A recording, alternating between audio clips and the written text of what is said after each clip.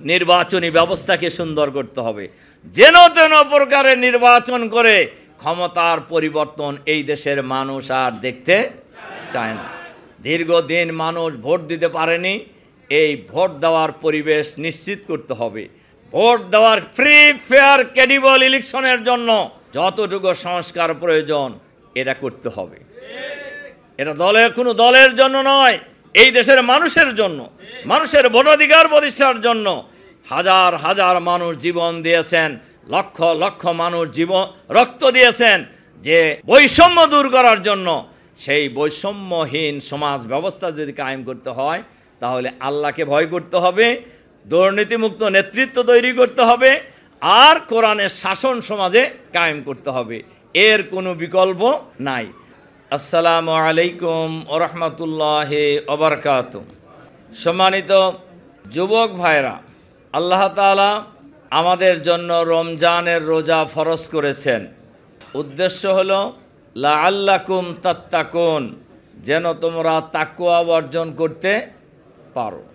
তাকওয়া কি দেখা যায়, খাওয়া যায়, শোনা যায়, ধরা যায় না, এটাকে অর্জন করতে হয়।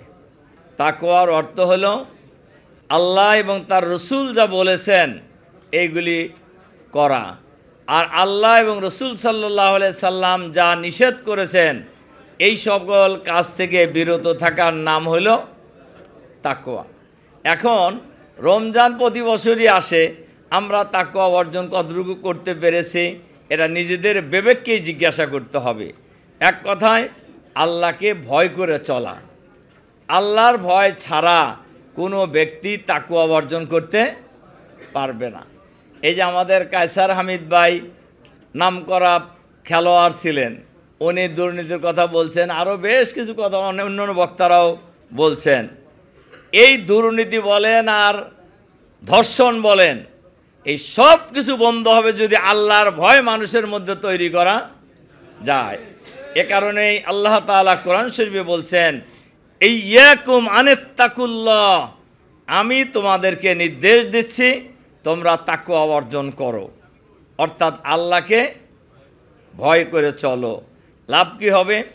ওয়ালাউ আন্না আহলাল কুরআ আমানু ওয়াত্তাকাউ লা ফাতাহনা আলাইহিম বারাকাতিম মিনাস সামাই ওয়াল আরদ।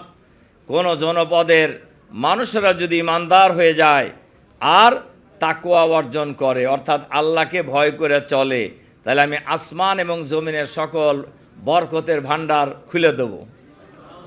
এটা তো বিরাট ব্যাপার। সম্মানিত যুবক ভাইরা, আর যারা মুত্তাকি হবে তাদের জন্য লাভ হলো অমাই ইয়াত্তাকিল্লাহ ইয়াজআল লাহু মিন আমরিহি ইউসরা, আমি আল্লাহ ভীরু লোকদের সব কাজ সহজ করে দেব। অন্য জায়গায় আল্লাহ তাআলা বলছেন অমাই ইয়াত্তাকিল্লাহ ইয়াজআল লাহু মাখরাজা ইয়ারযুকুহু মিন হাইসু লা ইয়াহতাসিব, যারা আল্লাহকে ভয় করে চলবে আমি তাদের জন্য তাদের সকল সংকট নিরসন করে দিব, আর তাদেরকে এমন জায়গা থেকে রিজিক দিতে থাকবো যে জায়গা থেকে রিজিক পাওয়ার কথা কল্পনাও করেন।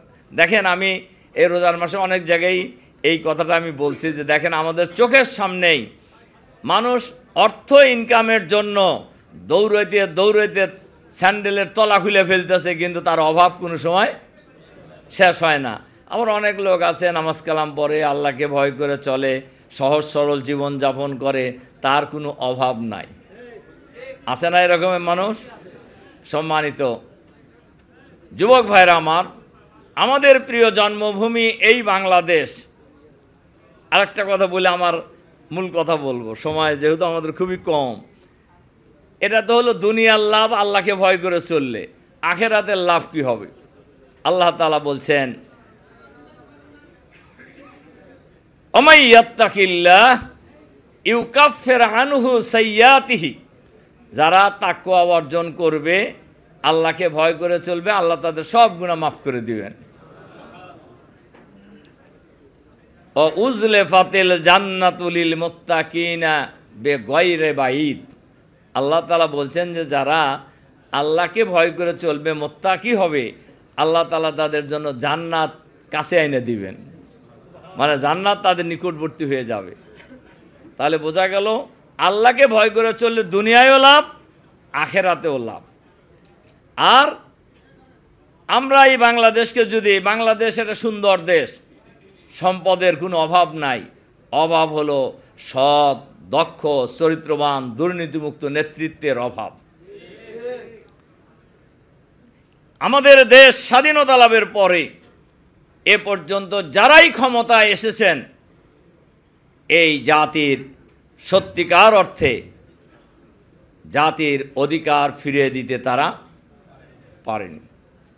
মানুষের সংকটের সমাধান তারা করতে পারেনি। গণতন্ত্রের জন্য আমাদেরকে সবসময় লড়াই করতে হয়েছে, ভাতের জন্য লড়াই করতে হয়েছে, কাপড়ের জন্য লড়াই করতে হয়েছে, সঠিক বিচারের জন্য লড়াই করতে হয়েছে, দুর্নীতির বিরুদ্ধে লড়াই করতে হয়েছে।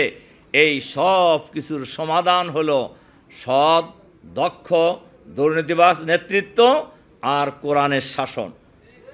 যে কোরআন নাজিল হওয়ার কারণে এই মাসের এই মর্যাদা, যে কোরআন প্রতিষ্ঠার জন্য বিশ্বনবী মুহাম্মদুর রাসূলুল্লাহ সাল্লাল্লাহু আলাইহি সাল্লামকে এই পৃথিবীতে পাঠানো হয়েছিল, সেই সমাজ যদি আমরা আমাদের এই দেশে প্রতিষ্ঠা করতে পারি, তাহলে সকল সমস্যার সমাধান হবে। একজন কোরআনের আলোকে চরিত্রবান ব্যক্তি কোনোদিন দুর্নীতিবাজ হইতে পারে না। কোরআনের আলোকে চরিত্রবান একজন ব্যক্তি কোনোদিন চাঁদাবাজ হতে পারে না। আমি এক বিরাট জনসভায় বলছিলাম, আল্লাহ তাআলা চাঁদাবাজকে হারাম করেছেন, চাঁদাবাজি, আর ভিক্ষা করাকে হালাল করেছেন। যারা সমাজে চাঁদাবাজি করে বিশৃঙ্খলা সৃষ্টি করে, তাদের চাঁদাবাজি বাদ দিয়ে ভিক্ষা করা উচিত। তো ওটা তো জায়েজ, কিন্তু চাঁদাবাজি তো জায়েজ নাই। সম্মানিত যুবক ভাইরা, যে কথা বলছিলাম, বাংলাদেশ জামাত ইসলামী বাংলাদেশে একটি সুখী, সমৃদ্ধশালী, চাঁদাবাজ মুক্ত, সন্ত্রাস মুক্ত, নৈরাজ্য মুক্ত, দুর্নীতিমুক্ত, দখলবাজ মুক্ত, আধুনিক, মানবিক, ইসলামী কল্যাণ রাষ্ট্র কায়েম করার সংগ্রাম করছে। আমি মনে করি সেই সংগ্রামকে যদি সফল করতে হয়, তাহলে যুব সমাজের ভূমিকা সবচাইতে বেশি। বিশ্বনবী মুহাম্মদুর রাসূলুল্লাহ সাল্লাল্লাহু আলাইহি সাল্লামের সাথে যারা ছিলেন এই লড়াইয়ে, তাদের সবার চাইতে বড় ছিলেন, সবচাইতে বয়স্ক ছিলেন হযরত আবু বকর রাদিয়াল্লাহু তাআলা আনহু। তার বয়স ছিল 37 থেকে 38। আর তার চাইতে আরও কম বয়সের ছিল সর্বশেষ, সবচাইতে কম বয়সের ছিল 10 বছরের কিশোর আলী। সম্মানিত যুবক ভাইরা, কাজে আমরা যদি সবাই মিলেই আমাদের এই দেশটাকে সুন্দর দেশ হিসেবে গড়ে তুলতে পারি না? বলেন পারি কিনা? আমরা যারা ক্লাবের সাথে আছি, আমরা যারা বিভিন্ন সংস্থার সাথে আছি, আমরা যারা বিভিন্ন সমিতির সাথে আছি, আমরা যারা পাড়া মহল্লায় যুবকদের নেতৃত্ব দেই, আমরা যদি সবাই মিলে চাই, ঐক্যবদ্ধ হই, যে আমরা এই সমাজকে আগামী দিনে একটি দুর্নীতিমুক্ত সমাজ হিসেবে গড়ে তুলব ইনশাআল্লাহ। দেখেন, বিগত সরকারের আমলে 26 লক্ষ কোটি টাকা শুধু বিদেশে পাচার করছে।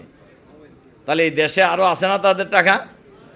আমরা খবর পাচ্ছি মাঝে মধ্যে বিভিন্ন জায়গায় অভিযান চালিয়ে কোটি কোটি টাকা উদ্ধার করছে। শুধু একজনের বাড়িতে, এই ভদ্রলোকান জেলে জেনারেল জিয়া, তার বাসা থেকে 935 কোটি টাকা নগদ টাকা আনা হয়েছে। তার মানে গোটা বাড়ি টাকা দিয়ে ভর্তি করে রাখছে। আমার মনে হয় ঢাকা শহরের এরকম বহু বাড়ি এখনও আছে, যেটা সরকার জানে অথবা জানে না, যাদের বাড়ি ভর্তি টাকা আছে। আমরা আজকের এই ইফতার মাহফিলে আমরা অনুরোধ করব সরকারের কাছে, এই দুর্নীতি করে যারা টাকা ইনকাম করে বিদেশে পাচার করছে, ওগুলো ফেরত আনতে হবে, এবং পাচারকৃত ব্যক্তিদেরকে, টাকা পাচারকারীদেরকে চিহ্নিত করে গ্রেফতার করে বিচারের মুখোমুখি করতে হবে। আর বাংলাদেশকে যদি সুন্দর দেশ হিসেবে গড়ে তুলতে হয়, তাহলে আইনের শাসন প্রতিষ্ঠা করতে হবে। আইনের শাসন প্রতিষ্ঠা করতে গেলে যারা এই এতদিন মানুষ হত্যা করেছে, গণহত্যা করেছে, তাদেরকে অবশ্যই বিচার করতে হবে। আর এই দেশটাকে সুন্দরভাবে পরিচালনা করার জন্য নির্বাচনী ব্যবস্থাকে সুন্দর করতে হবে। যেন তেন প্রকারের নির্বাচন করে ক্ষমতার পরিবর্তন এই দেশের মানুষ আর দেখতে চায় না।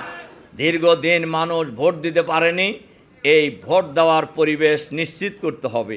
ভোট দেওয়ার ফ্রি, ফেয়ার, ক্রেডিবল ইলেকশনের জন্য যতটুকু সংস্কার প্রয়োজন এটা করতে হবে। এটা কোনো দলের জন্য নয়, এই দেশের মানুষের জন্য, মানুষের ভোটাধিকার প্রতিষ্ঠার জন্য হাজার হাজার মানুষ জীবন দিয়েছেন, লক্ষ লক্ষ মানুষ জীবন রক্ত দিয়েছেন যে বৈষম্য দূর করার জন্য। সেই বৈষম্যহীন সমাজ ব্যবস্থা যদি কায়েম করতে হয় তাহলে আল্লাহকে ভয় করতে হবে, দুর্নীতিমুক্ত নেতৃত্ব তৈরি করতে হবে, আর কোরআনের শাসন সমাজে কায়েম করতে হবে। এর কোনো বিকল্প নাই। আমরা কি এরকম একটি দুর্নীতিমুক্ত সমাজ চাই না? চাই কি না? এই দেশে যদি কোরআনের সমাজ চালু হয়ে যায় আপনাদের কি কোনো অসুবিধা আছে যুবকদের? আমরা সবাই চাই দেশটা একটি সুন্দর দেশ হোক, একটি কল্যাণ রাষ্ট্র হোক। সেই রাষ্ট্র করার জন্য আমি সম্মানিত যুবক ভাইদেরকে দল মত জাতি ধর্ম বর্ণ নির্বিশেষে আমরা ঐক্যবদ্ধভাবে আমাদের এই দেশটাকে সুন্দরভাবে ঢেলে সাজানোর জন্য চেষ্টা করব ইনশাআল্লাহ। আল্লাহ তাআলা আমাদেরকে যার যার জায়গায় সেই ভূমিকা পালন করার তৌফিক দান করুন, আমিন। এই কয়টা কথা আপনাদেরকে বলে আপনাদের প্রতি আবারও আন্তরিক সালাম এবং মোবারকবাদ জানিয়ে সাংবাদিক বন্ধুসহ সবার জন্য দোয়া চেয়ে আমার কথা শেষ করছি। আল্লাহ হাফেজ। বাংলাদেশ জিন্দাবাদ, বাংলাদেশ জামাত ইসলামী জিন্দাবাদ, যুব বিভাগ জিন্দাবাদ। আসসালামু আলাইকুম।